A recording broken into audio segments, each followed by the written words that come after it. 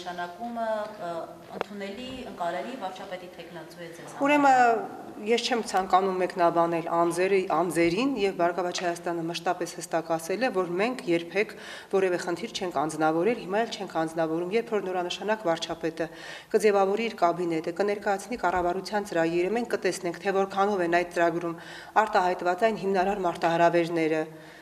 որոնք այսօր ծառացած են երկրի առջև, մեկ բան հստակ է, այդ ծրագիրը չպիտի լինի տխրահռչակ Տիգրան Սարգսյանի տխրահռչակ կառավարության ծրագրի շարունակություններ, որ կտեսնենք, թե ինչպես է աշխատում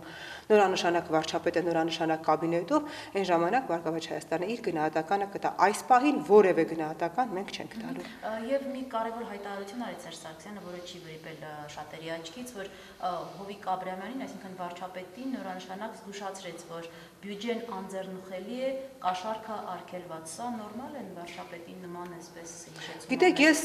տեղյակ չեմ նման հայտարարությունից, ես հստակ պատասխանեցի, մեր գնահատականը կոնկրետ մեծ կտանք այն ժամանակ, երբ որ տեսնենք, ինչ ծրագիր է ներկայացվում եւ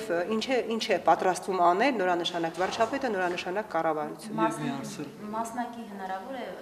այսպես պատասխանատվություն ստանալ։ Ոչ հնարավոր չէ, ես քիչ առաջ պաշտոնական հայտարարությամբ հանդես եմ եկել,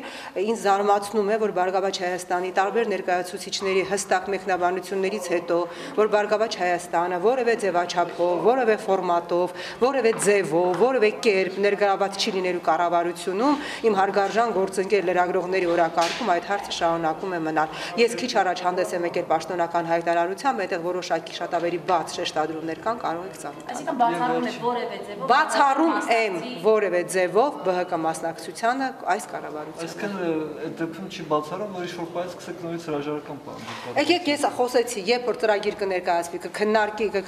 կտեսնենք ծրագիրը, կտեսնենք որոշակի ժամանակ ինչպես է աշխատում կառավարությունը, այն ժամանակ մենք որևէ գնահատական կտանք։ Հիմա Բարգավաճ Հայաստանի որևէ ներկայացուցիչ որևէ գնահատական չի տալու։